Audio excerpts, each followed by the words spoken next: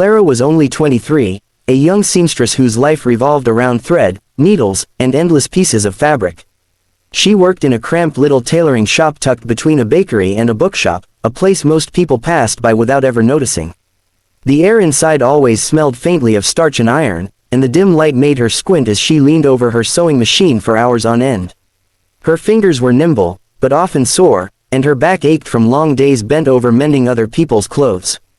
Despite the modest earnings, she carried herself with quiet dignity. She believed that if she gave her best to even the smallest task, life would eventually reward her in some way.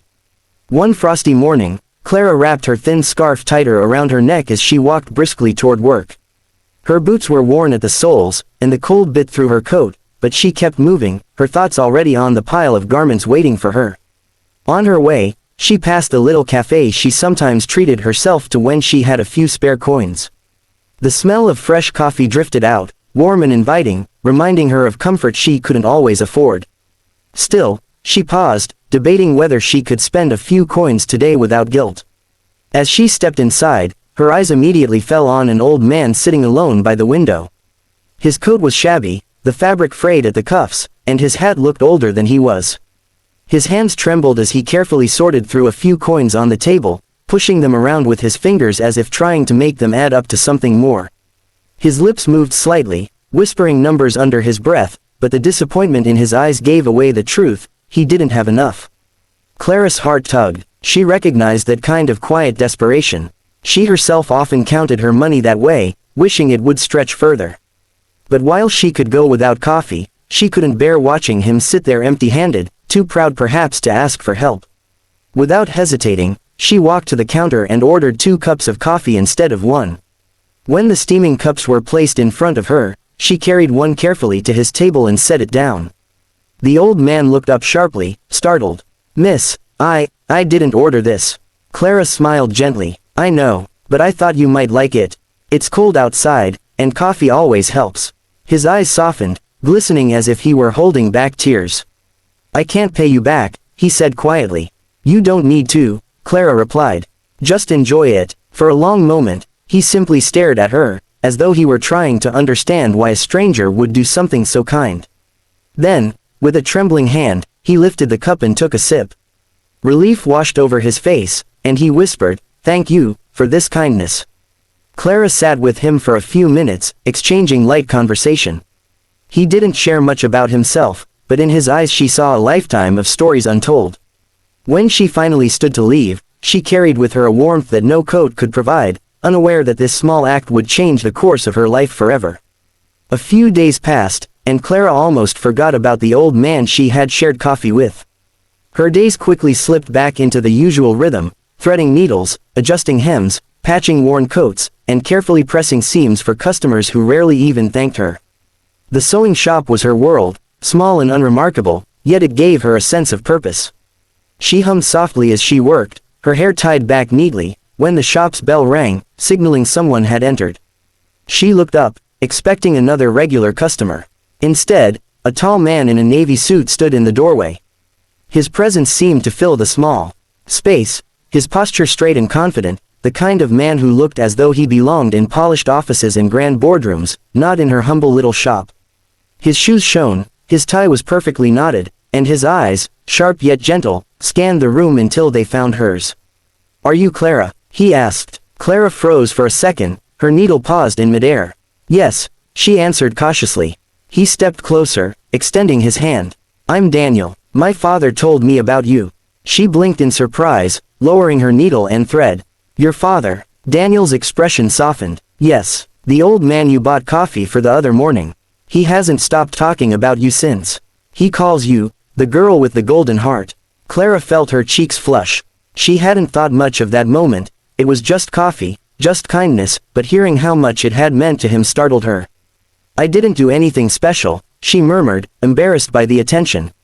Daniel studied her for a moment, as if trying to reconcile her modest words with the impact she had made. "You don't understand. My father rarely opens up to anyone. He's been through a lot. Lately, he's grown quieter, more withdrawn. But when he spoke about you, there was light in his eyes I hadn't seen in years. You reminded him that there are still good people out there." Clara shifted uneasily, unsure what to say. She didn't see herself as remarkable, just someone who couldn't ignore another person's need. To her, it was natural. Daniel glanced around the shop. His eyes took in the piles of clothes stacked neatly, the old sewing machine that clattered noisily, and the worn furniture. "You do all this by yourself?" he asked. "Yes," Clara admitted. "It's tiring, but it keeps food on the table. Dreaming about more doesn't really fit into my life. Bills don't wait for dreams." She gave a faint, wistful smile. Daniel's gaze lingered on her, thoughtful and intense. "You're more than this shop, Clara. More than these stitches and threads." She laughed softly, shaking her head. "Dreaming is easy for people who can afford it. For me, it's about surviving." But Daniel didn't laugh. He stood there, silent, his jaw tightening as if he had made some inner decision. "Maybe," he said finally, "but sometimes life has a way of surprising us." Before leaving, he gave her one last look, one that seemed to promise something unspoken. Clara returned to her sewing, but her hands trembled slightly on the fabric. She had no idea why the son of the old man had come, or why her heart beat a little faster after meeting him. Weeks passed, and Clara's life began to shift in ways she had never anticipated. Daniel visited her shop more frequently, sometimes under the pretense of needing his suits altered, but more often simply to talk. At first, their conversations were polite, filled with small talk about fabrics, threads, and the occasional gossip of the city. But gradually, they grew more personal. He asked about her dreams, her family, and the sacrifices she had made to support them. Clara, who had spent so long focused only on surviving, found herself opening up in ways she had never dared before. One rainy afternoon, Daniel arrived at the shop with his father. The old man's coat was now mended and neat, and he walked with a steadier step. When he saw Clara, his eyes lit up, and he embraced her like a long-lost daughter. "Thank you, Clara," he whispered, his voice thick with emotion. "You reminded me that kindness still exists, that even small gestures matter. You gave me hope." Clara's heart swelled, and she smiled through tears. It was rare for her to feel appreciated, and even rarer to witness the tangible impact of her actions. Seeing the joy she had brought to the old man was more rewarding than any payment she could earn from sewing 1,000 hems. Daniel, watching the exchange, finally spoke. "Clara, there's something I need to tell you. I didn't just come here to thank you. I've been searching for someone extraordinary, not just talented, but someone with heart, someone who understands people as well as fabrics." He paused, letting the weight of his words sink in. "I run a well-known clothing company in the city. I want you to join us as our head designer." Clara's eyes widened. I don't understand. Me, here, but this is just a small shop, I've never done anything like that." Daniel shook his head gently. "It's not about where you come from or what you've done before. It's about who you are. Your talent is remarkable, yes, but it's your heart that sets you apart. You see people, Clara. You see their struggles, their humanity. That's exactly what our company needs." Clara felt a whirlwind of emotions, fear, disbelief, hope, and excitement all at once. She looked around her little shop, the familiar piles of clothes and worn furniture that had been her world for so long. The thought of leaving it behind was scary, but the promise of creating beautiful designs on a larger stage, of touching more lives, filled her with an unexpected courage.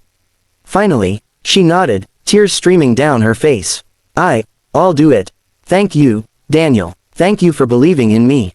Daniel smiled, and the old man clapped her shoulder warmly. "Your kindness started all of this," he said. "Sometimes the smallest gestures create the biggest changes." From that day on, Clara's life transformed. She designed collections that reflected not only her skill but her compassion. Her name became known throughout the city, and she found a new family in her colleagues who admired her integrity and heart. But she never forgot that simple morning when she bought a cup of coffee for a lonely old man, a moment that seemed so small at the time but had woven a path to love, purpose, and a future she had never imagined. Clara learned that true kindness is never wasted, it returns in ways that can change a life forever.